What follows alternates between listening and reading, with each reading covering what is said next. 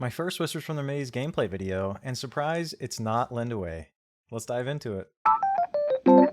Heyo, what up? Welcome back. Today we are talking about Gulrang. So Gulrang is a hero that I've been thinking about a lot since Whispers from the Maze released, and I've come to the conclusion that there are a few different ways you can build Gulrang. And today in this video, I'm going to show you one of the ways that I found to build Gulrang, and I'll consider it the stall version of Gulrang. I think there's a interesting little defender slash aggressive build you can go with Gulrang that involves Sunisa, mobile armories, and even cards like Bug Fix, which I think could be a great fit in Gulrang, but it's not going to be a great fit in this list, and I'll talk about it in just a minute. So this is my current list. I consider this to be a stall version because it plays a lot of control-y cards. I'm trying to interact with my opponent as much as I can while also having enough juice in my deck to create tokens and put pressure on once we get to 8 mana and activate our Gulrang. You may notice I don't have a single card above 4 mana in this deck. I think that's really important. You want to have a low mana curve so that you can interact and never tap out or spend all of your mana before your opponent. You'd like to be able to react and block them to the best of your ability and have the most information. Let's go to what you might think is the most interesting part of the deck, and that's the unique slots. So the first one I'll talk about is Drill Mole. This is 3 from hand, 4 from reserve, 2/1/2. But it has 2 arrow effects. The first one says, when you play me from anywhere, you may spend a counter from a card you control or in your reserve if you do Sabotage. So having a play from anywhere Sabotage, where you can spend a counter, and if you're not familiar, boosts on characters, which Gulrang, every time you make a token, makes a boost. You can remove those boosts and it counts as a counter to then Sabotage. And now, it's really important, this next line on this Drill Mole, which says, when you play me from anywhere, if both of your expeditions are behind or tied, create an Orders Recruit token in each of your expeditions. So this makes an Orders Recruit in both expeditions, 2/2/2/2s because of Gulrang's effect, and then you can spend one of those boosts from the first line, that arrow line, to Sabotage. So assuming both of your expeditions are behind or tied, which is what you want to do in this deck, you can Sabotage from both the hand and reserve, and this creates a boatload of power. Assuming you are playing from behind, both of your expeditions are behind or tied, when you play this guy for 3 mana, you're going to make 2/2/2/2s, so 4/4/4 worth of statistics, plus this guy's 2/1/2. So you're making 6/5/6 worth of stats for 3 mana. And if you need the Sabotage, you can just remove one of the boosts from the tokens you've created, so you've made a 3 mana 5/4/5 that Sabotages. And you've split it up into multiple bodies, so it's not as susceptible to the cards like Off You Go or Teamwork Training. I think this card is excellent. And then when played from reserve, it's even bigger, creates even more power when you play this, and it Sabotages again. And that's because it has this passive support ability of, when another character joins your expeditions, I gain a boost. And that counts anytime you create a token, it puts a boost on this guy. So this is going to trigger a lot. I think this is one of the best uniques in the deck. On to the next unique, we've got Ortis Attorney. This is one of the more flexible unique spots in my opinion. I don't love it. I don't hate it. It's just fine. It's 3 from hand, 3 from reserve, 2/2/2. When my expedition fails to move forward during dusk, after rest, draw a card. I believe that's the exact same line that's on the Ortis Attorneys in this deck already. It might be worded a little bit differently, but it's very similar. And then the second line says, when my expedition fails to move forward during dusk after rest, so same stipulation as the first line, create 2 1/1/1 soldier tokens in my expedition. If you meet the requirements for Ortis Attorney here to draw a card and get 2 2/2/2s because of Gulrang, this is pretty great investment for 3 mana. The nice thing is that it can do it from both sides, and when I say that, I just mean from hand and from reserve. There's no extra stipulation of this having to go to the reserve or when it leaves the expedition zone, anything like that. It's just when my expedition fails to move forward. The cool thing about this interaction is that you can force your expedition to fail to move forward in the first several turns of the game, because you can just play this in an expedition where you have a token, meaning you can't advance. It has Defender, so your expedition is forced to not move forward. And then moving on to my last unique, this one is not really about card advantage. This one is just about creating a boatload of power for cheap. This is 4 from hand, 3 from reserve, 3/1/3, Aegis Templar. This is a card that you already play in Gulrang. I expect you would play it in any of the Gulrang variants that I talked about earlier. So it's a bummer that you're losing one of those common Aegis Templar slots, but this guy is pretty cool. So it has Scout 1, which is great. We love Scout. And then it has the arrow ability. If both of your expeditions are behind or tied, create an Ordis Recruit 1/1/1 soldier token in my expedition. Now, that doesn't look that impressive. That's very similar to what the Aegis Templar already does. But the last line of text is the important bit. It says, when you create a token, target character in play or in reserve gains a boost. So that's a really flexible line of text. I love this Aegis Templar because what you can do is spend 1 mana to scout this guy. And assuming both of your expeditions are tied or behind, which they should be in this deck most of the time, you're going to make a 1/1/1 Ordis Recruit. And then before the scout sends this guy to reserve, Gulrang is going to put a boost on that 1/1/1, and if this guy is still in your expedition, before the scout resolves and send it to reserve, his third line of text will be relevant, saying target character in play in reserve or in reserve gains a boost. So you can put that extra boost onto the token, and so you've spent 1 mana to create a 3/3/3 token. And then you can immediately play this guy from your reserve for 3 mana, so you get a 3/1/3 body, and it makes another token that can be a 3/3/3. So you now have 9, 7, 9 worth of stats for 4 total mana, split up into 2 plays and 3 bodies. Absolutely outrageous amount of stats for the amount of mana that you put into this card. And, if you have more mana to keep playing after this, you've only spent 4 mana, and you have this last static line of text that says when you create a token, you can put a boost on something. Extremely powerful, unique. I think this is one of the best ones in the deck as well. As for the rare slots, if you've played a lot of Gulrang, you might be wondering why I'm not playing things like Moth to a Flame or Open the Gates, things of that nature. But I found that you don't really need those heavy-hitting token generators. As long as you're reacting and playing these low mana value cards, you can just stall your opponent pretty easily by just responding to what they do. It's much more important to react to what your opponent's doing. And just making 1 or 2 tokens is oftentimes enough to overpower your opponent and defend very easily. I have a love-hate relationship with Moth to a Flame. I also found that having too many cards with cooldown in your deck is pretty detrimental. So let's talk about some of the rares in this deck that already have cooldown as an example.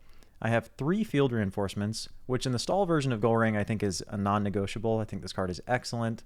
It is essentially just a 2 mana 2/2/2 draw card, pretty much at any point in the game. I mentioned bug fix earlier for different versions of Gulrang, and I think bug fix and field reinforcements would be really interesting to play together. I'll talk about that in a future video because I'm sure I'll build more Gulrang variants. But the second card with cooldown is Conscription. Now, I wasn't really sure which number of conscriptions to land on. I was thinking it's either 1 or 2. I'm trying 2 for now, just for the off chance that I run into more Finns or heroes that put more cards into reserve. But Conscription's a great card. It pumps out a lot of tokens a lot of the time. I've already spent a lot of time talking about this deck, so let's just skip ahead to some of the Whispers from the Maze cards that I think are interesting and that I'm trying out in this deck. So Mesektet is a pretty non-negotiable, I think, in Gulrang a lot of the time as well. This just makes a lot of power over the course of the game, and the common version is so much worse than the rare because the rare immediately gives you tokens when you play it, and the common does not.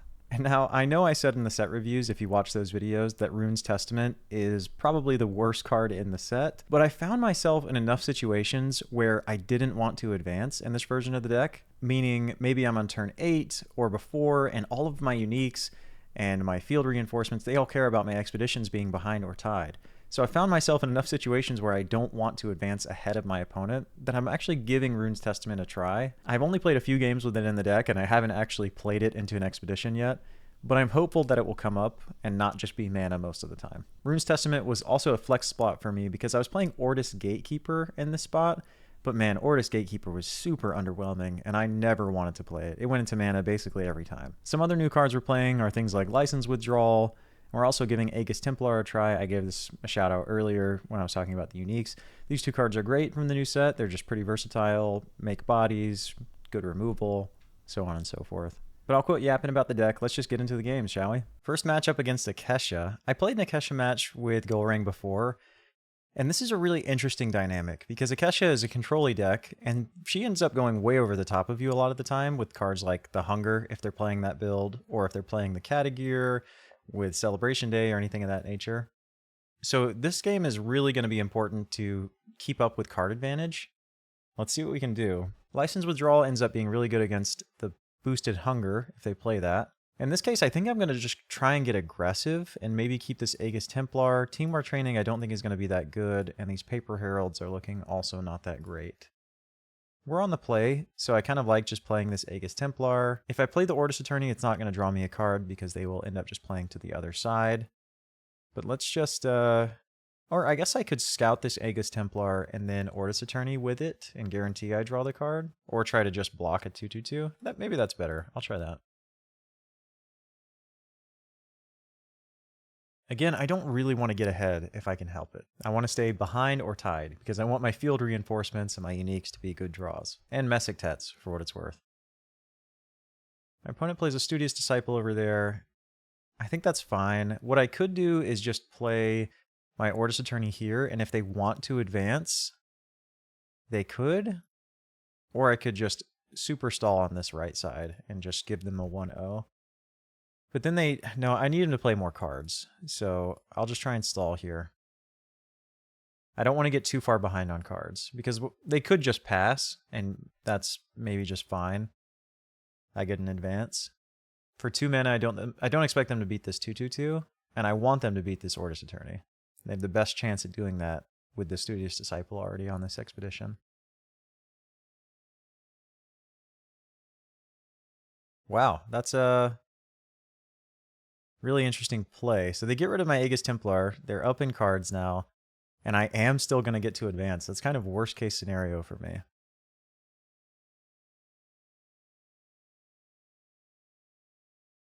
So some of my best draws are like Mesektet or an Ortis Carrier maybe. Okay, I did draw an Ortis Carrier. Let's plan to play that this turn. It's weird that my opponent's playing the rare Tooth Fairy. I wonder why they need that 1 mana from reserve cost. We're not going to end up needing this Ortis Cadets a lot of the time, I don't think. As expected, they activate Akesha to after you, making me make the first move. So let's just play this Ortis Carrier and pass the turn back. Wish we would have had that in our opening hand. Our opponent can get a double advance here, which is not bad for us because we took the first advance, first and only advance on the first turn. So really they get up by 1 expedition, which is fine. The problem is they're still ahead on cards. As expected, they play both things out from their reserve. They take both expeditions at basically no cost. And we're going into turn 3. Ooh, a Mesektet is pretty interesting. I don't really know what version of Akesha they're playing. So I don't know if this license withdrawal is worth keeping, because what I could do is keep this Rallying Call and give me a Mesektet plus Rallying Call turn. Rallying Call is also really good against Beauty Sleep, but I really want this license withdrawal because I feel like it's going to come up. I'd rather have the removal and interaction. It's been pretty awkward on my mana this game because I'm not actually spending all of my mana every turn, but oh well. I know I just talked about this when the game started, but Mesektet and these Ortis Carriers are worse against the Akesha builds that are playing the Hunger, because I spend all of these turns setting up, and then they Hunger and destroy everything, and then I'm much further behind.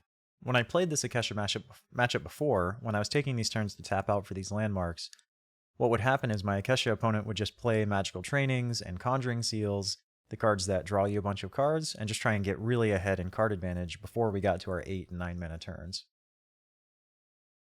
Oh, they're playing the common Baba Yaga. That ties me up on this side. They get to draw a card. And I'll just pass back with 1 mana. And they'll end up taking this expedition, I'm certain. Hopefully it's not with a Tooth Fairy, because I'd really like to use this Ortis Attorney. And off you go. Okay, that's fine. I have a lot better cards to hit with Off You Go in this deck than a token, so happy with that. They are up 2 expeditions now, though.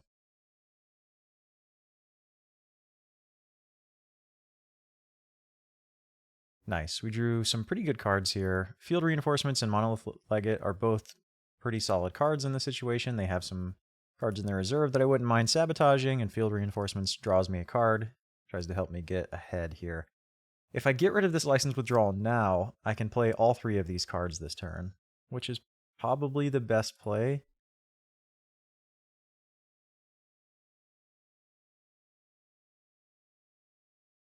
I'm sure they're going to activate Akesha and make me take my turn first, which is fine. I'll plan to just Field Reinforcements on this left side so that I can, even up both sides and draw a card.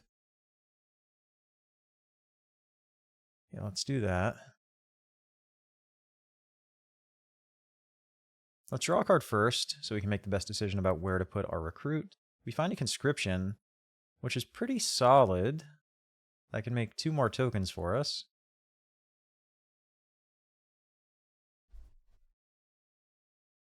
We're also guaranteed to draw another card this turn with this Ortis Attorney, assuming they don't sabotage it or remove it somehow. They just pass. Okay, so what we can do is draw a card and sabotage this turn, which is pretty big card advantage swing. Let's plan to do that. Let's get rid of this Baba Yaga, I suppose. So we drew a card off of our Attorney. We're going to sabotage off of our Legate. We could get rid of the Off You Go in case they have shenanigans to return it to their hand like Flamel. That's probably good. Because I guess I don't really care about a 2-mana 2/1/2. We definitely don't need all these Ordis carriers, so let's get rid of one of these. We can draw another card with field reinforcements. We can sabotage again.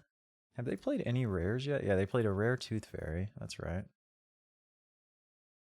So we're up first. I don't mind just drawing a card off of field reinforcements, so let's start there.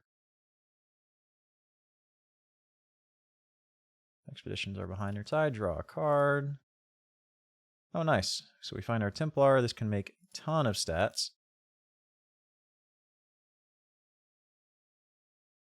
Here's that unique if you'd like to read it again. As a reminder, this thing for 4 total mana can make 9/7/9 worth of stats. That is a massive amount of stats for such a cheap investment. I found this on the marketplace for like $20, I think. 23 bucks. Somewhere in that ballpark. And it felt like a pretty good deal. Okay, our opponent plays a Baba Yaga. We could just play out this Ordis Attorney and plan to draw a card. It does expose it to something like Off You Go, but I could just play it again. And that seems okay. Yeah, let's play it to this side and just try and block. So this Ordis Attorney, since I have defenders in this expedition, they won't get to draw a card. Oh, wow. Kraken's Wrath. Okay, so they send they send 3 of my tokens to reserve, so it's going to be 1, 2... They can send actually all 3 of these cards to reserve. Okay. This actually ends up being okay, because I can just play this Attorney again, block, and draw a card. So we are happy with that. Oh, I don't get to draw a card. I'm going to advance, and that's still fine. Because I'm still going to be behind her tide. This may be one of the better outcomes for this card. I could have scouted this Aegis Templar and made my expedition not advance, but I don't mind advancing 1. I'm still pretty far behind on this side.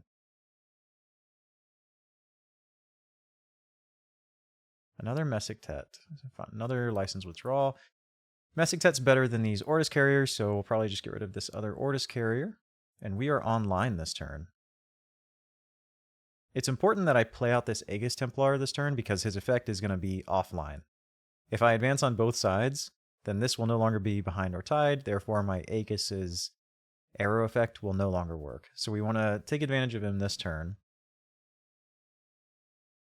So maybe there's a world where I want to Aegis, Templar, and Ordis carrier this turn, since Mesektet's getting worse. Assuming I advance on this right side. If I advance on the right side, the Ordis carrier is worth more than this Mesektet. So I guess that means let's get rid of the second Mesektet. So Gulrang is online. We've got a big board worth of stats here. We know they're playing Kraken's Wrath now, which is interesting to think about. Instead of passing to me with Akesha's After You, they just play a common Lady of the Lake. They could Tooth Fairy my Aegis Templar, which I guess wouldn't be the worst thing. They're still not beating me on this side, so I don't mind. I could just make a token with this. I'm not really sure what I'm doing with this. 2 mana, 2/2/2, or make a token. I could just play the Aegis Templar and not scout it. That seems fine too, because it can't be Off You Go'd. So let's do that, I guess. Spend 4 mana here. Put the boost on this guy, I guess. I've now made 10, 8, 10 on that side. That's going to be pretty uncontestable. It's unfortunate again because this Aegis Templar, maybe I should have put him on this side. to make sure I win this side, and then that both expeditions are still tied or behind if they continue to try and pressure this right side. I could see a world where they just pass right now. They could Akesha to after you, make me pass. And I probably would just pass here. They still have 6 mana though. It'll be really easy for them to contest this side. I'm tempted to play this Monolith Legate because if they commit to this side and they advance, I get to sabotage. That seems okay. Let's send that. Yep, I'll just pass, and then if they end up playing another threat, they might play another Kraken's Wrath, which... Oh, they just pass. Okay. Interesting. So we take the 2-0 there, and our Aegis Templar is turned off from creating a recruit. We do still get that passive effect of when you create a token, you can put a boost on something. This Legate is looking a lot worse as the game goes on, because my expeditions are probably not going to fail to move forward that often. This Ortis Cadets makes more stats and spreads them out. I am up first, so this conscription is looking good. But it's weird because I want to play this Aegis Templar before I play the conscription. And maybe it's this other Ortis Carrier. I don't think my opponent's playing the Hunger. So let's get rid of this Ortis Carrier. I was keeping this in case I needed to worry about the Hunger and rebuild my landmarks, but it doesn't seem like they're playing that.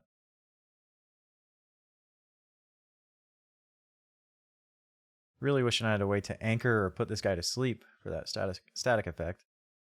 Unfortunately, neither of my zones are in water, which is what this guy cares about here. But this one's in grass, so I guess we'll play this Aegis Templar on this side.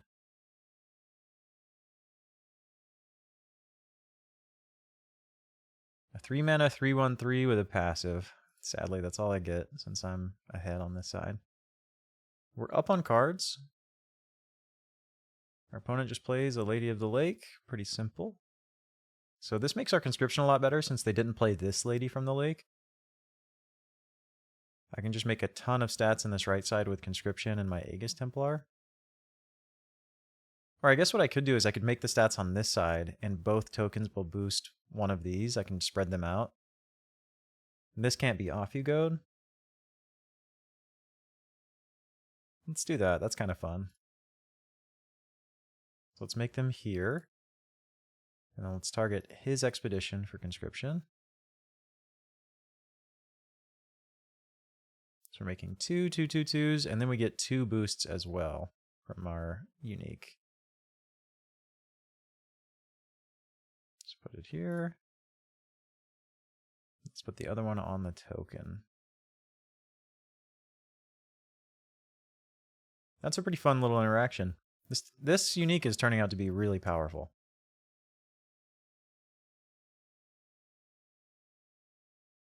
Yep, they're going for 4 in water here. They need 3 more stats. That's kind of a lot to ask for. I could just play this Ortis Carrier, or Ortis Cadets, I mean. We're pretty far ahead in cards as well, so there's not much of a downside to playing this. I can put another boost on something. I guess I'll put it on this Cadets, since I made a token. My opponent may just pass. If my opponent passes here, we're taking another 2-0, and we just need to win on one side. Our Mesektet's completely turned off if we win on both sides. They do pass. Yeah, this is what I was talking about. That Ortis Carrier would have been better than this Mesektet now. Because now it's doing absolutely nothing. But it did generate a lot of stats for us over the course of this game. Okay, we shouldn't be needing another one of these legates, so let's just get rid of one of these. We've got 2 pieces of interaction in our hand in the forms of teamwork training and license withdrawal. It should be easy to close out this game. I don't think we've seen a single unique on their side.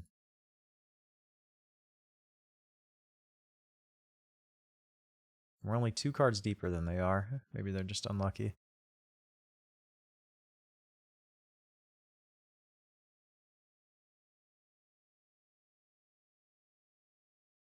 Let's see.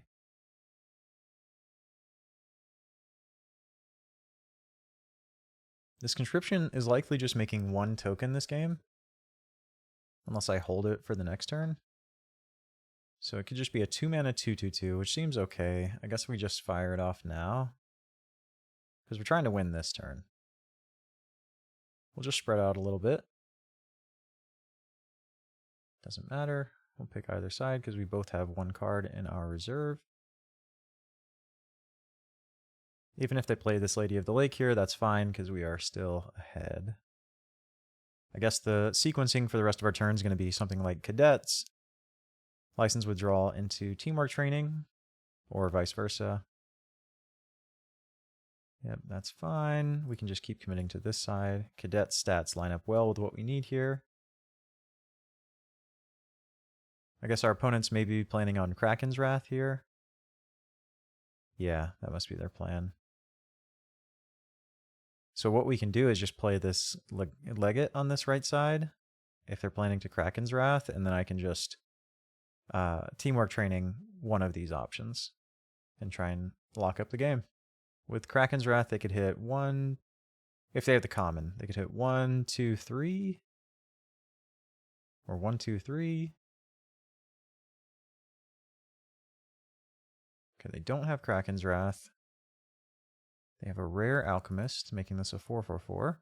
I don't think it really matters where we put our eggs right now. We could put it on this side or that side. It's a bummer that we both care about water here, or I only care about water. It's probably better to put the Teamwork Training in this direction.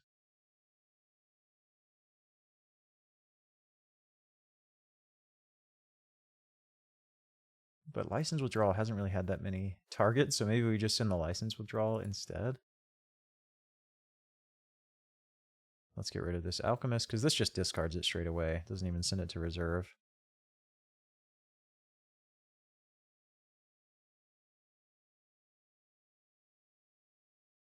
And that should be the game, ladies and gentlemen.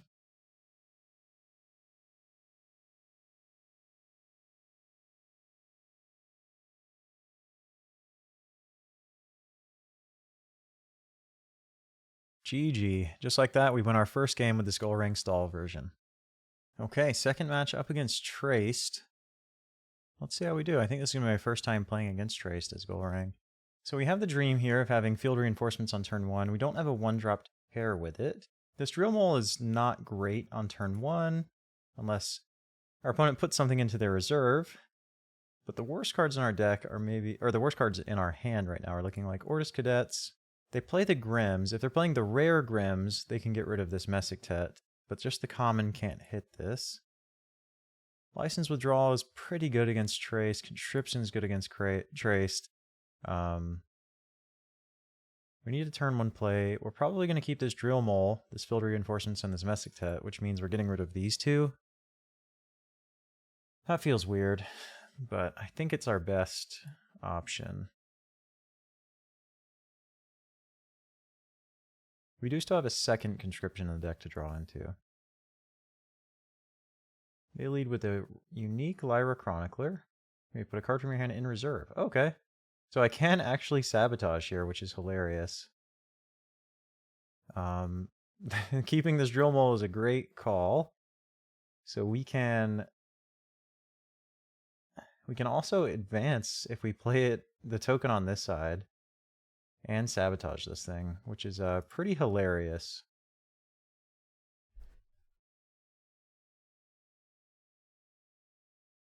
So we need to make sure we do this in the right order. We make our tokens and we put the boosts on there, and then we can spin the boosts. Sabotage.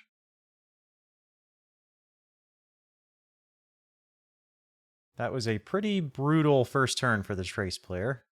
I do put a counter on it for them. Oh, that's right. We don't advance duck because we have Defender. It is a bummer that we don't get to... Oh, we removed this boost. Oh, we should have removed this boost. Oh, I'm so silly. Oh, no. Okay, well, I really threw there because it would have prevented us from advancing on this side, and we would have advanced with them on this side. That would have been best case for us. Oh, well. That's why you play these games. So now you would know and not make the mistake that I just did, because this Mesektet would be better, this field reinforcements would be better. Oh man, this is tough. I guess what we're still going to do is just play this Mesektet. Get rid of this rallying call. And hopefully our opponent will play this Lyra Chronicler on this right side. They may just go for the resupply. We also get a boost on this guy because of our Mesektet, which is fun. Yeah, a little bit of a mess up there on that first turn, but I don't think it'll be the end of the world. Or the refinery. So we're playing the rare one. That's kind of fun. Just go ahead and pass. They're probably going to play the Chronicler on this side. Oh no, they go for... trying to turn Treyst online. Maybe they'll play the Earhart on this side. I think there's a world where they don't play the Earhart because they don't want me to get tied or behind, which is also kind of a fun thing to think about. Sounds good, just a sap sniffer. So all of their information is face up currently. And this is best case for me. So this is turned back online. Sadly, I don't get to do it as the first player, but I do get tokens on it right away, or boosts on it right away because my Mesektet's going to trigger at noon. Rallying Call, not the best against them. They're not going to be putting any of my stuff to sleep. It would just mainly be for tempo. So this turn I could plan to Ortis Carrier plus a 2-drop. Or I can plan to this Drill Mole plus a 1-drop. I think Ortis Carrier plus 2-drop is probably better in the long term. So let's get rid of this Rallying Call. So they can augment this guy, put another counter on it. When a card leaves your reserve during the afternoon, I gain a sap counter. Spend 3 of my sap counters, distribute 3 boosts among any characters in reserve. So specifically have to be in reserve. Meaning this Drill Mole is just going to get better, assuming they can't sabotage it. So they augment that, and it goes up to 3. Now they can activate this and put 3 boosts on this Amelia Earhart to have a 5/5/5 for 1 mana. So maybe that means I'm supposed to Drill Mole and sabotage this. That's probably the correct play. The problem is I'm not actually like getting ahead unless they have 1 card in hand. Treyst is going to go to 4 counters when I sabotage this. I feel like there's just going to be much better things to sabotage. I don't really care about this Amelia Earhart, to be honest. Just a 1 mana juiced body. So I think that means we just play this Ortis Carrier and play for the long game. Guess it kind of depends on what this last card in hand is. So they are making a massive Amelia Earhart. Explain that line to a pilgrim.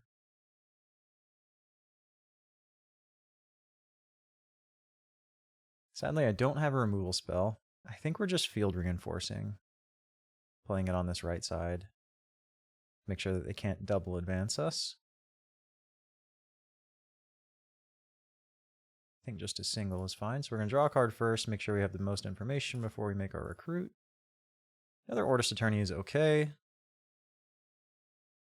Not the best, not the worst. They may just pass here.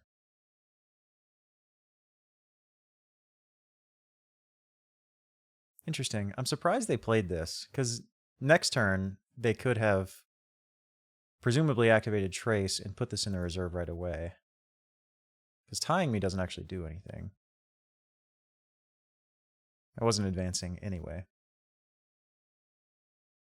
We're pretty far ahead on cards. There are 2 expeditions ahead of us, though. We're up first. They have a sabotage, and yeah, we can just sabotage this right out of their right out of their reserve. This does turn their Treyst online. Let's get rid of this Ortis Carrier. They do play the Grims in this deck a lot of the time, which can target our Ortis Carrier, discard it. So maybe there's merit in keeping it there, so that we could play another one if they choose to discard it. But I think we're just going to go ahead and sabotage this right away. And let's try to remove the boost and play it on this side so that... oh no. I'm not going to be able to advance. I was hoping I could try and do it in a way that would let me advance on this side, but I won't be able to remove the boost from both tokens that it creates, so... oh well. Target up to 1 card to spend, discard, yep.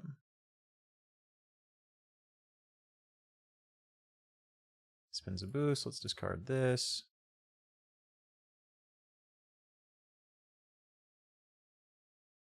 Bunch of counters going on over there. It's weird that I get to choose in what order they get their stuff here, but it doesn't really matter.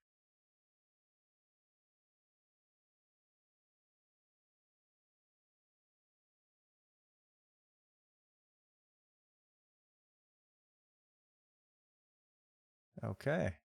They have a Dr. Frankenstein. So they can resupply again.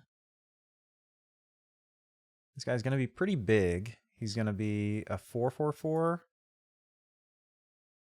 And then he could also play this, which would be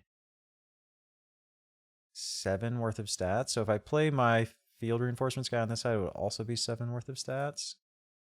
But I'm probably supposed to monolith leg it so I can try and prevent my opponent from having any resources at the end of this day. If I play this leg it, I can sabotage whatever they resupply. Probably the best play.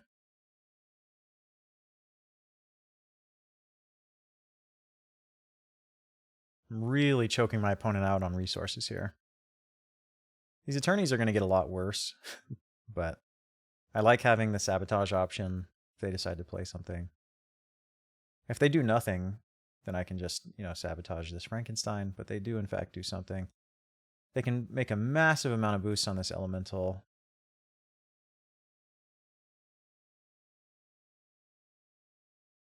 Win out on this side. I get to sabotage this salvager. Bunch of absolute gas over there. I kind of forgot about the sap refinery. He's gonna end up putting 4 boosts on this thing. Super, super big stat lines over there. Hoping to draw a license withdrawal or some teamwork trainings here soon.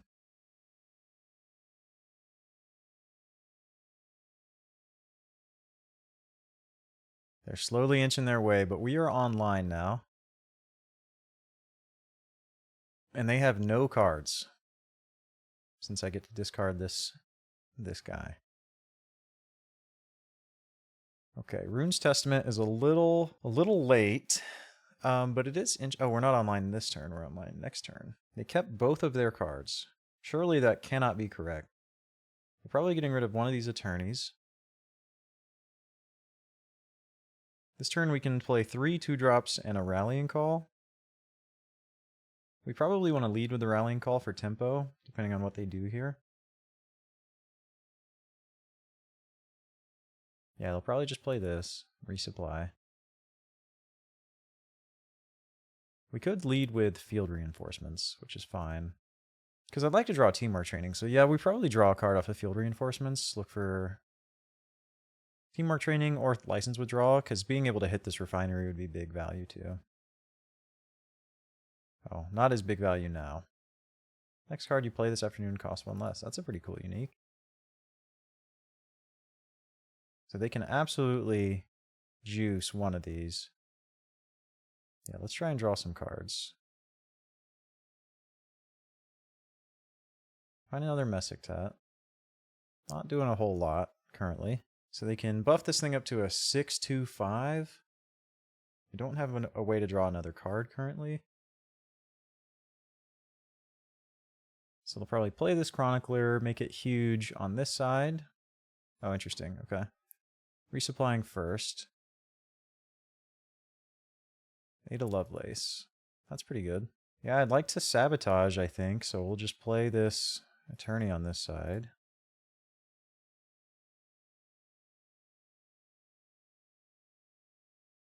Oh, they did find a Grimm's. I forgot this can resupply and turn this on. Okay, well that's kind of bad for me.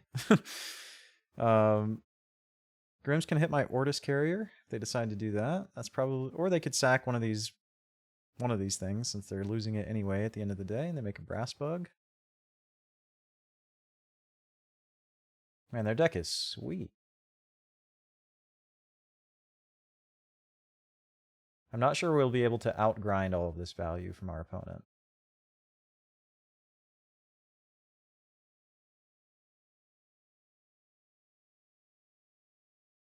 See if they pop our Ortis carrier. or if they just try to go way over the top by sacrificing and making a brass bug. They do pop the Ortis Carrier.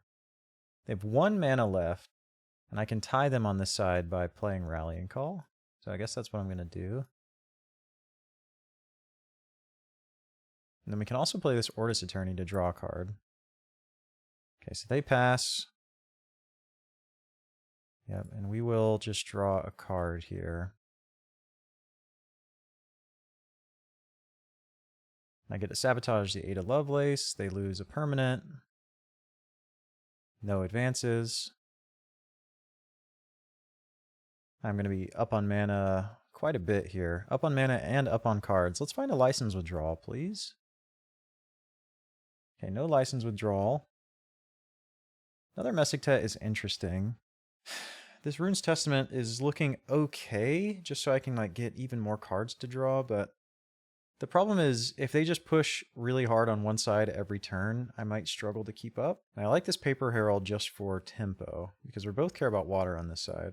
This Aegis Templar is really good right now. Man, this is a tough one. I think we put the Rune's Testament back. I really don't want to advance on this right side. So if they end up trying to push on this side, Rune's Testament would be better for me. So we're online this turn. They do mana this turn. And we are up first. Could start with this Paper Herald, because we could go like Paper Herald, Conjuring Seal into Aegis Templar, and just try and really win this right side. Or this left side, I mean.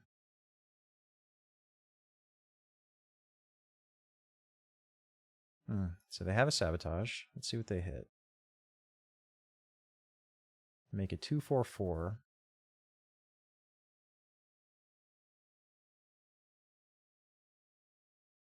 My guess is the Attorney.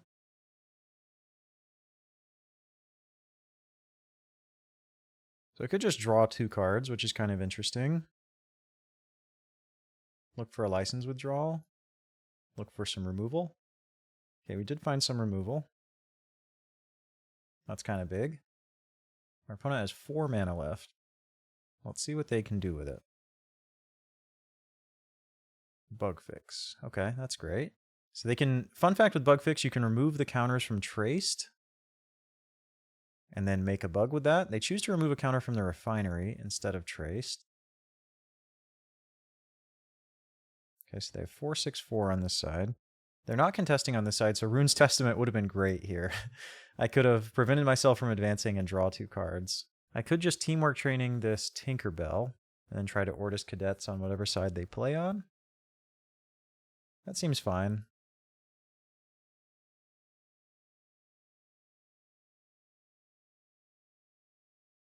$3-5-0, man. They have a ton of big beefers. Okay, so if I play this Aegis Templar, this is like the last turn he gets value, right? And it does win this side. Can I win the side without doing that? No. Ortis Cadets makes 5 and wins in water, right? Because it makes 3. Yeah. So Ortis Cadets is better. So I get the single advance, which is not, or I get the double advance, which is not good for Mesektet. This is getting a lot worse. I have to discard 2 cards. We're discarding this Conjuring Seal almost definitely. Maybe this Ortis Cadets? Although Ortis Cadets is making a lot of power.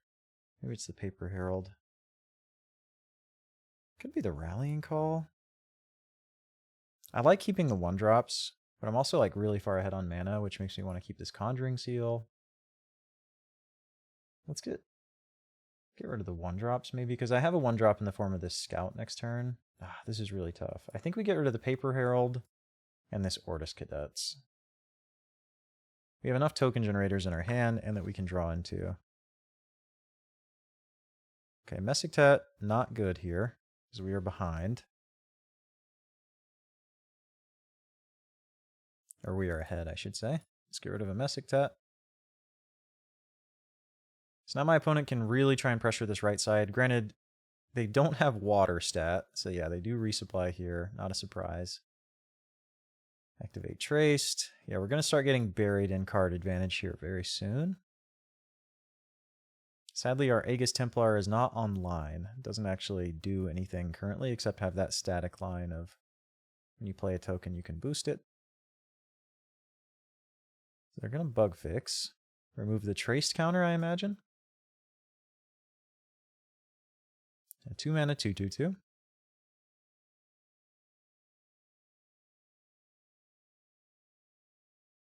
We really need removal. So what we're going to do is spend 5 mana and draw a couple of cards. We need to find more teamwork trainings or license withdrawals, so that's what we're looking for. We don't find either, so we're probably going to lose an expedition this turn. And we'll try to make it this right expedition, because then that turns our Mesektet back on. So I imagine they're going to make a massive Ada Lovelace. Draw another card.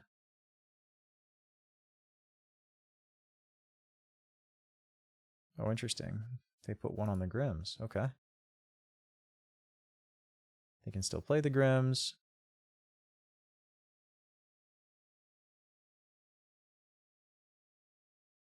Oh, they have a Frankenstein. Man, Treyst is such a cool deck. So much value over there, just churning through the deck. They've seen 5 more cards than me this game, and I've drawn a lot. So they can play a 3/3/3 on either side. I want to contest this left side. And so to do that, I should rallying call and get the most information before I do anything else.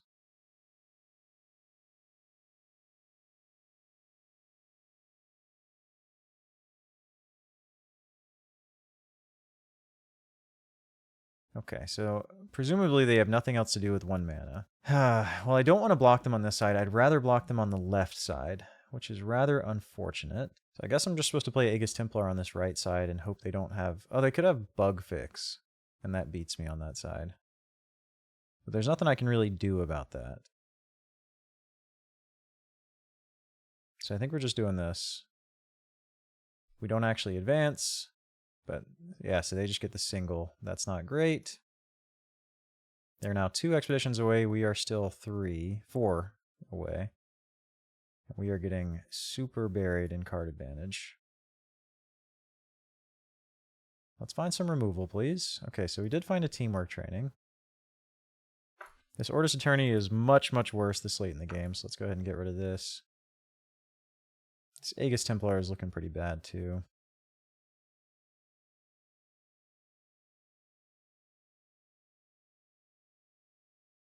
Okay, so we could just play Paper Herald for tempo on this right side. We don't have a way to make tokens easily currently, so even just playing this Aegis Templar is not very good. So I think we just play the Paper Herald for tempo. Seems like a really bad matchup for us, to be honest. 1 mana, 3/3/3. Yeah, I guess we're just going to play this Aegis Templar here. Doesn't feel very good, but that's what we're doing. Our plan is just teamwork training whatever thing they dump all these counters onto, hopefully. Putting more things into their reserve. Oh, they could spread them out. Oh, that would be worse, because then they can play all of them. Yeah, our opponent is playing pretty dang well. Man, this Aegis Templar looks worse and worse every game. Well, we kind of need the stats, so... I could split it up, I suppose, and just scout 1, so I can get the most information before I teamwork training, but...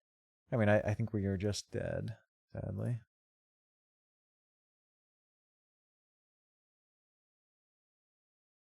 Feels bad when your unique doesn't do anything. It feels pretty bad.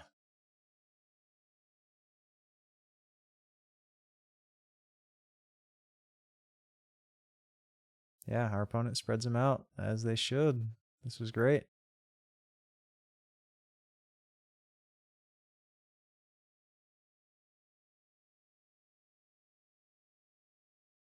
Guess I'll just play it out here. Play this guy on this side, I guess.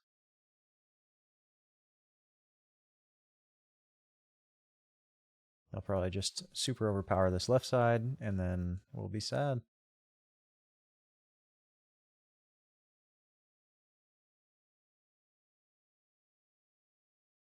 I could teamwork training there, but that seems not great. Because then they just pass. But it's kind of my only way to keep playing this game, so I guess I'm going to. Yeah, so they're just going to pass.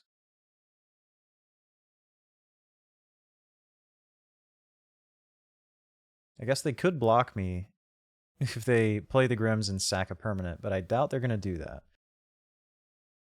So we both take a single advance, and then we have to really try and close it out this game, or this turn. But that seems pretty unlikely. They get to go first. We only make one token to our Mesektet. We did draw a removal spell, which is not bad. We also have a free token to make on this Paper Herald. This Rune Testament is looking pretty terrible. Would it have been better than Ortis Gatekeeper? Unclear. Did we draw a license withdrawal? Did we have one? We had one in our opener. Yeah, so we got rid of that. We just got buried by all of these permanent value things here. They're going to Sap Sniffer. Maybe augment this refinery. Their deck looks awesome.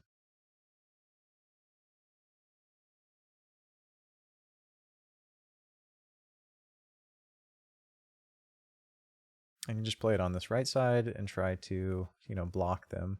They actually augmented the Grims. Yeah, let's actually just scout this guy. Make our 2/2/2 block on this right side. It's possible I shouldn't have been mana-ing everything. Maybe 11 mana is too much.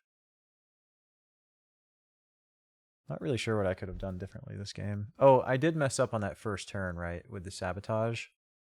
Wonder if that came back to bite us more than we would have thought.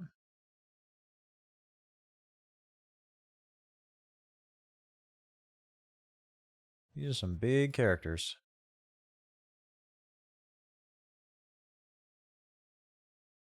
Yep, another bug fix. Okay. So I can just play this Templar over here for 3 mana. That seems fine.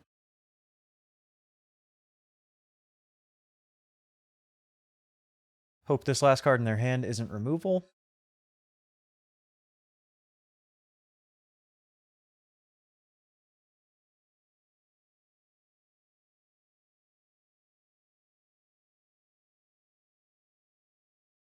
So let's just go ahead and teamwork training this guy, I guess. No, I think we're just dead, right? Because I can make my token with the Paper Herald on this side. Play a Rune's Testament on this side.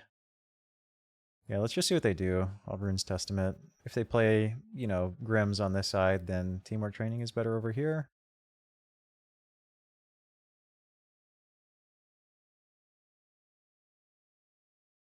Oh, it is removal. Well. Yeah, we are super dead.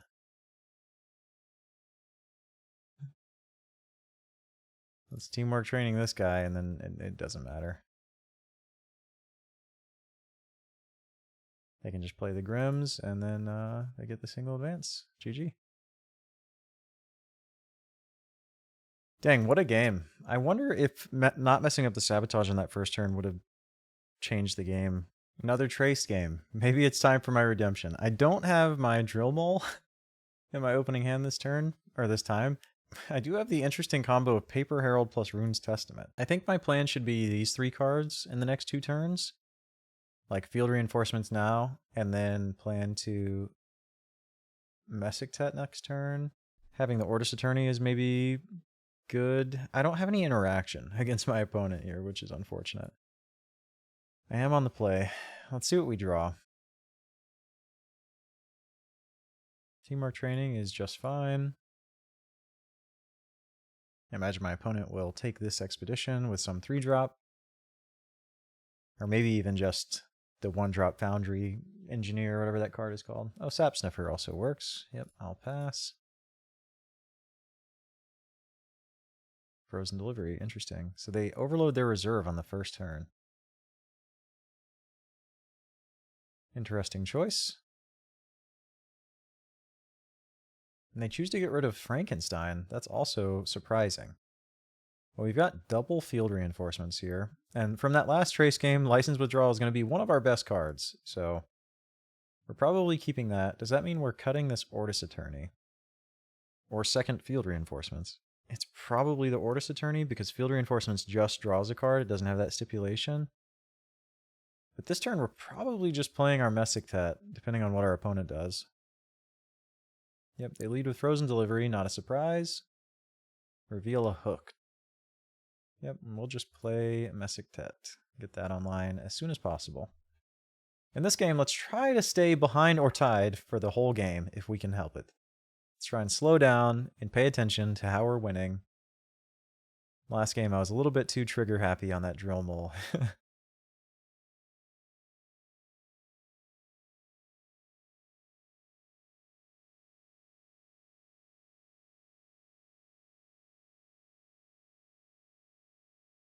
So they get the single advance, which is not a surprise. They don't get to augment anything, since Sapsnapper can't choose heroes. It specifically says that in its parentheses there.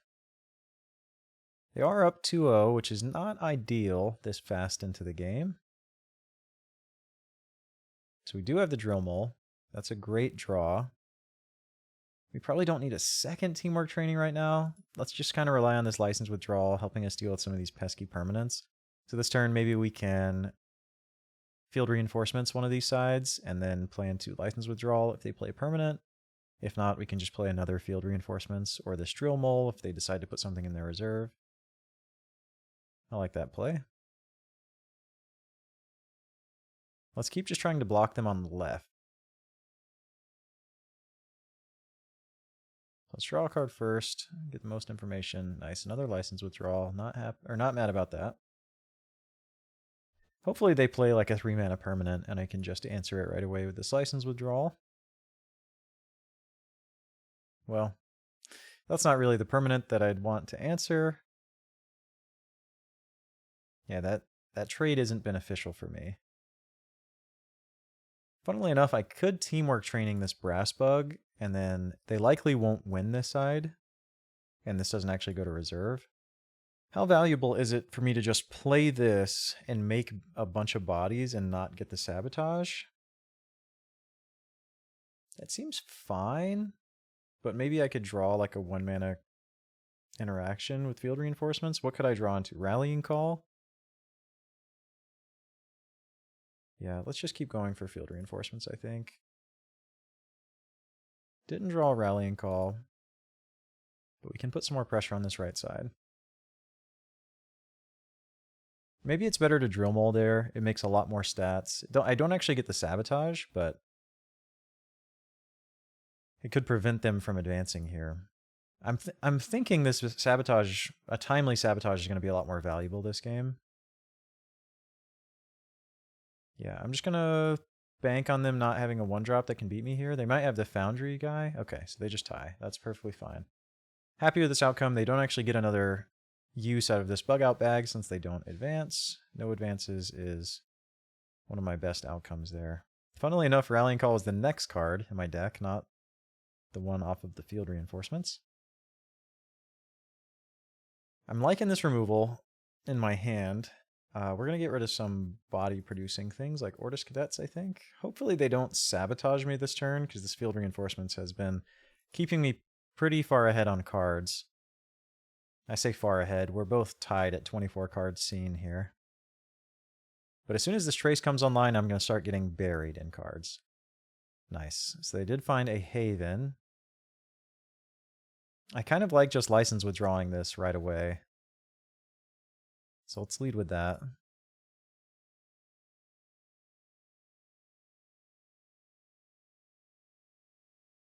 They don't get the tap to put a boost on something. They can hooked, sure. So if their plan is to just play this Kellan Elemental, I could Drill Mole, and I could even advance on the right side if I sabotage. Unless they have a 2-mana way in their hand to beat a 1/1/1, which I guess they certainly could. In that case, I could play the Drill Mole on the right side. Yeah, let's do that. Play this Drill Mole, remove the counter from the guy on this side that it makes, sabotage the Kellen Elemental, have 3/2/3 worth of stats on this side. That seems like the best play. So let's create a soldier in each side. Let's gain the counters. Then let's remove a counter from this so we no longer have defender and we can advance on this side. And then let's discard this guy. So now their Treyst is online. That's not great. But they do only have 2 mana.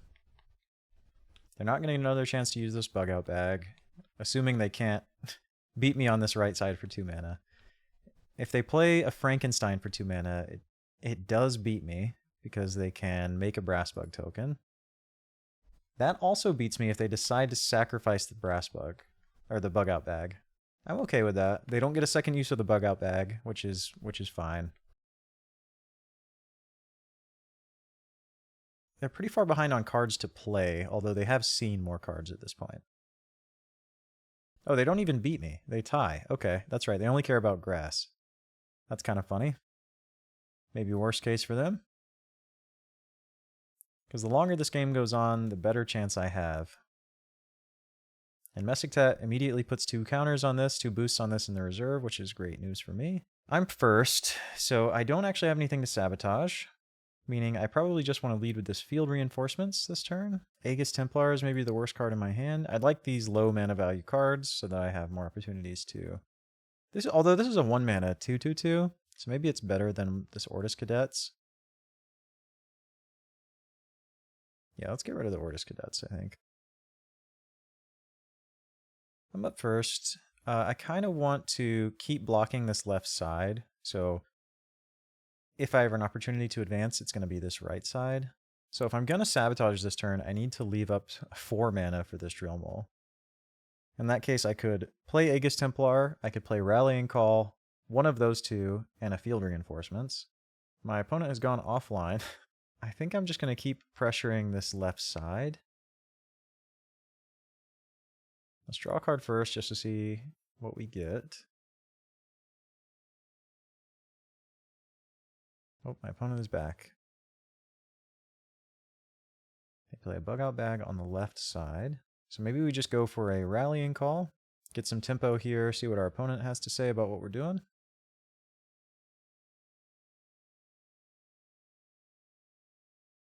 So I will have an opportunity, or potentially have an opportunity, to sabotage if they decide not to play what they put in their reserve.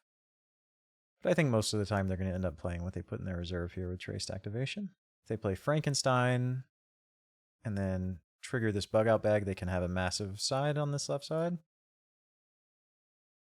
Oh, they have an Avalanche. Okay. Avalanche lines up pretty poorly against us. They can only hit 2 things for 3 mana. I guess that's not the worst. We're still ahead. We could play this Legate on the right side and try to advance. That's kind of interesting. What are our other options? We could play the Templar on the right side and try to advance with that. We could play this Ortis Carrier. Try and set up even more. Ortis Carrier is just so bad against the Grims, which we've seen that they're playing. So we're probably going to mana Ortis Carrier. Yeah, maybe we just play this Monolith Legate on the right side and try to teamwork training whatever their play is. We are going to overload our reserve here. Unless Rallying Call can beat what they play. In which case we don't have to. Target character gains a boost. Okay, so that can beat what they play. They have 1 mana left. If I play Rallying Call here, they could play their Foundry Armorer, still tie, and not advance. I don't think they have a 1-drop that they can beat me with over here. So let's just plan to not overload our reserve, because cards are going to be very valuable the longer this game goes on. Hopefully we can just get our single advance.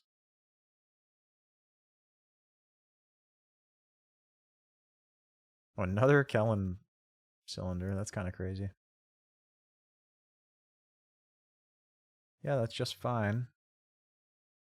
I could force this side not to advance by doing this, but I don't actually get a sabotage, so I'm fine with all of this happening.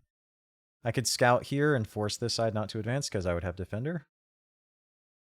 But I don't actually get a sabotage target because this bug out bag isn't going to go back to the reserve since they're not advancing on this side. So we get an advance, which is fine. And we are now online. A Rune's Testament, okay. Conscription also lines up reasonably well against Treyst. Probably getting rid of this Ortis carrier because we've seen they have the Grims, and Ortis carrier is pretty weak against the Grims. We're hoping they don't have a sabotage effect here like Tinkerbell to get rid of our drill mole. They played it immediately. What does this guy do?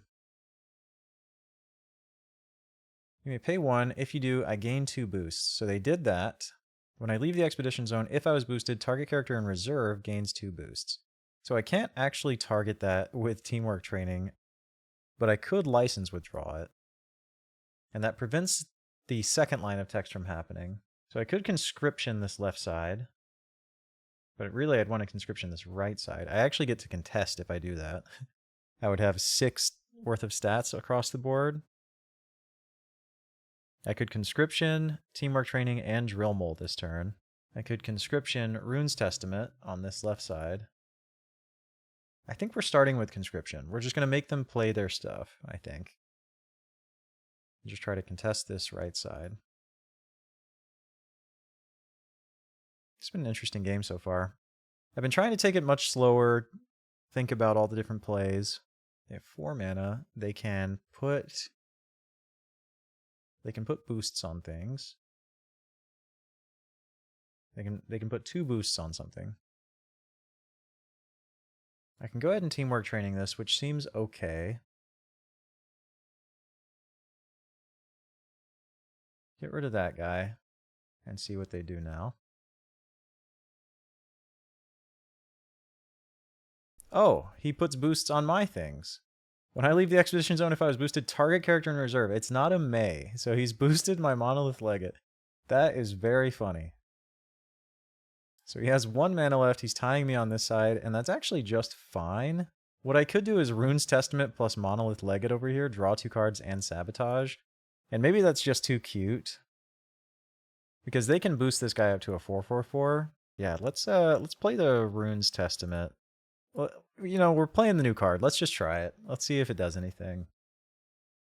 I'm probably just going to boost this Brass Bug up to a 4/4/4.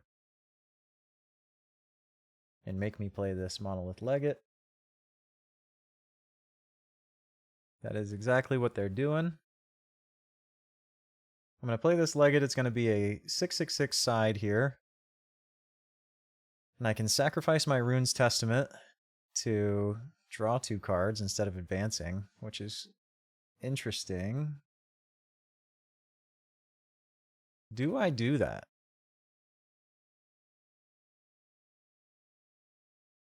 I mean, I guess I'm going to try it. Yeah, I mean, I won't advance. I'll draw 2. It keeps my drill mole online. I don't know. And I get to discard this from my Legate. Ortis Carrier, again, still not great. We know they have the Grims. Although they have plenty of targets on their side of the board. They choose not to mana.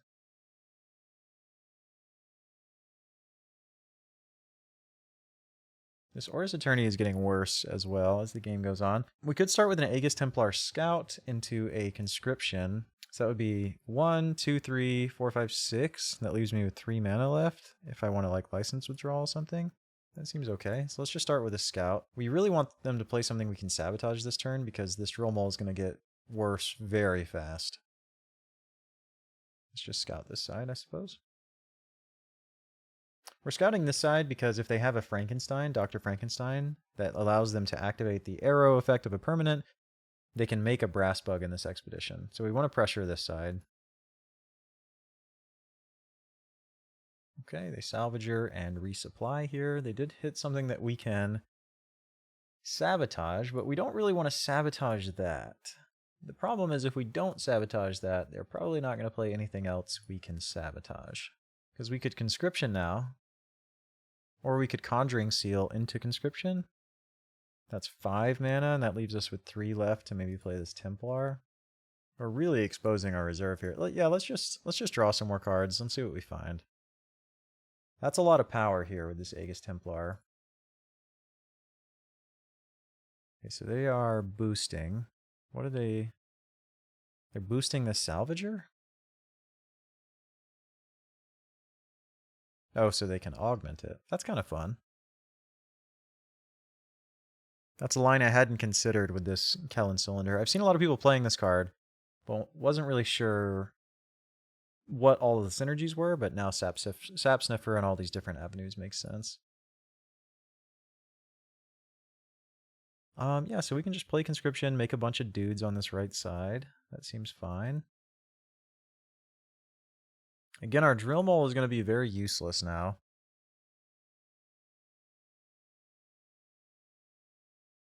Once we advance this turn, because we're not going to have the effect to make tokens on both sides, but we will still have a 4-mana 4/3/4. Our deck is really strange, I'm finding. Because you really want to stall, but once you stop stalling and you get ahead, a lot of your cards become a lot worse, like Mesektet and our uniques.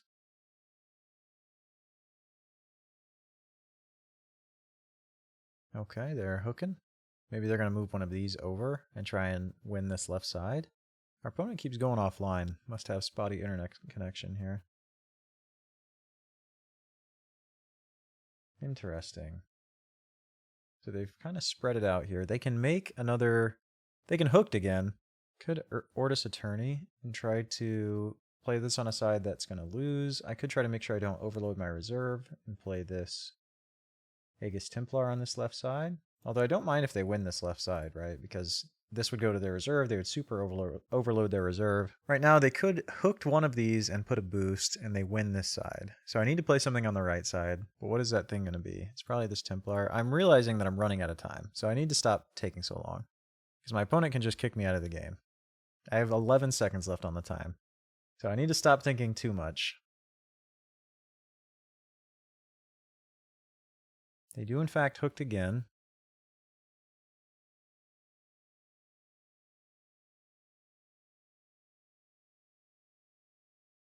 Okay. That didn't actually do anything as far as I can tell. Okay. Interesting. So I get the double advance. My uniques are offline for the most part. My Mesektet also offline.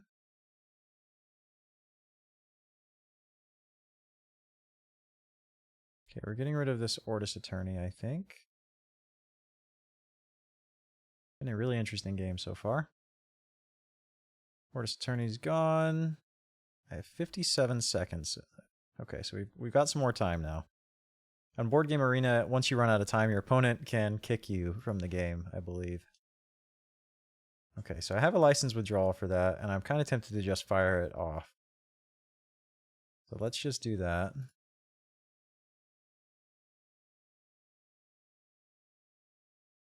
I lost really hard to a Haven last game, so let's try not to lose really hard to a Haven this game. It's mana negative for us, but we are up in mana. So, not the worst. We have another one of these Bravos Excavator uniques. If you control 2 or more permanents, I gain 2 boosts. Okay, and then when I leave, if I was boosted, you may discard target permanent. Okay, that's not terrible for me. We're probably just playing this Drill Mole, despite it not being that great. 4 mana, 4/3/4. We could play this Attorney. Let's play this Attorney on this side, only because if they decide to commit to this side and I lose this side, that's fine. I'll get to draw a card. They'll get rid of my Mesektet, which is kind of a bummer, but that's okay. They can play Frankenstein on this left side and boost. They can make another Brass Bug and boost something here. Get a bunch of power on this left side.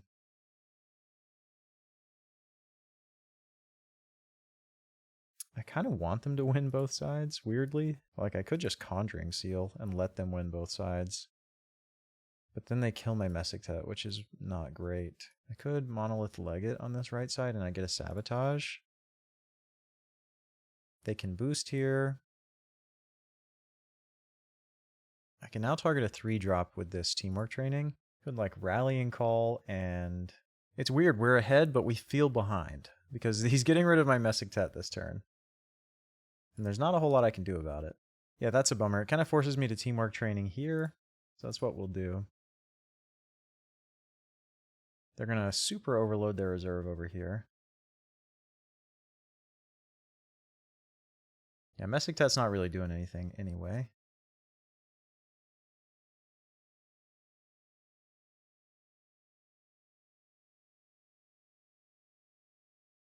Yeah, because scouting this doesn't do anything. Rallying Call over here also doesn't do anything. Let's just pass. We need 2 advances, so let's just see if we can overpower one side with all of our stuff. We don't want this Ortis Attorney, I don't think. This Drill Mole is looking worse. We're probably getting rid of that. It's just, the Drill Mole lets me Sabotage, but I'm not really going to have an opportunity to Sabotage. It's just not going to be a good use of my mana, I don't think. Oh, this Ortis Spy is great. Aegis Templar, not very good, so let's get rid of that. They do decide to mana. Now, if I Ortis Spy, what do I get rid of? Is it the resupply? Is it the extra body? The bigger body? Do I just wait and draw cards first? That seems like the best play, so let's do that. Spent almost half my mana that turn. Not that great. They still have 8 mana to work with. Let's just try and pressure this left side, like I said. See if we can squeak a win out on this left side. Maybe they'll play something valuable that I can Sabotage with this Ortis Spy. They in fact did not do that. If I Rallying Call, it's pretty bad against Avalanche, which they could definitely have in their hand. But I don't think we really have another play here. Like if they just Avalanche both of these, we're probably losing the game. They have Frozen Delivery. Okay. I can Ortis Spy that, but they can put 2 boosts over here. Make this a 5/5/5. I think that's okay. I mean, I feel like we kind of have to do this. We've now tapped out. We can make another 2/2/2 for free with this Legate. Maybe they don't notice. But they did have the Avalanche. Yeah, we are probably cooked, sadly. So they send these 2 to the reserve.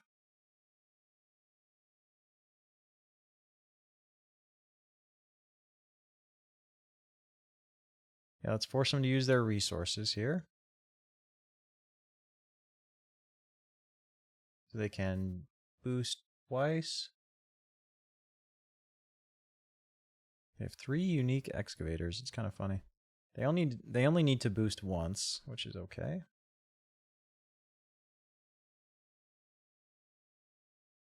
Now it's all tied up again. Man, what a game. Really long game. So let's get rid of this Rallying Call, I think. We need to make a lot of power if we can help it.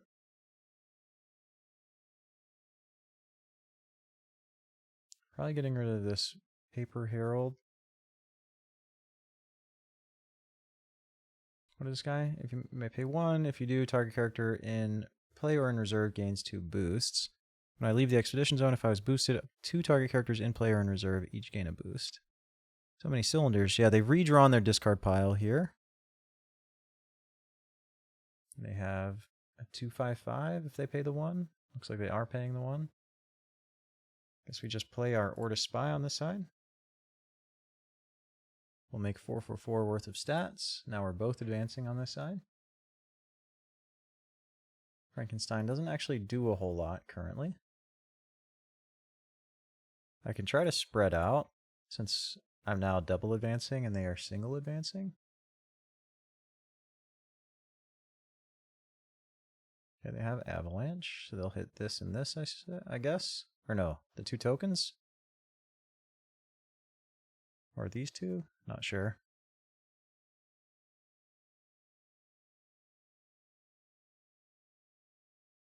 The interesting thing is here, I can play all 3 of these cards for 8 mana. Does that mean I just start with an Ortis Carrier?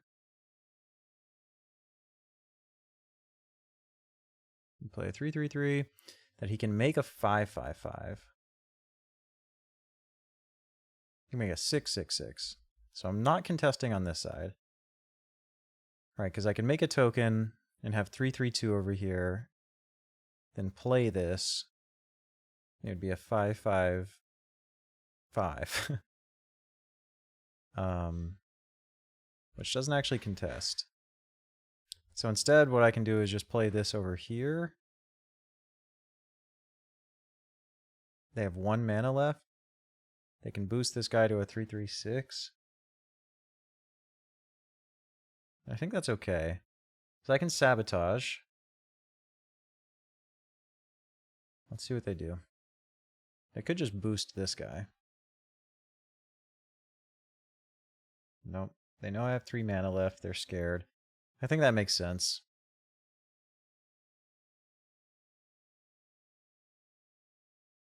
Yep, 3/6/6. That's what I expected.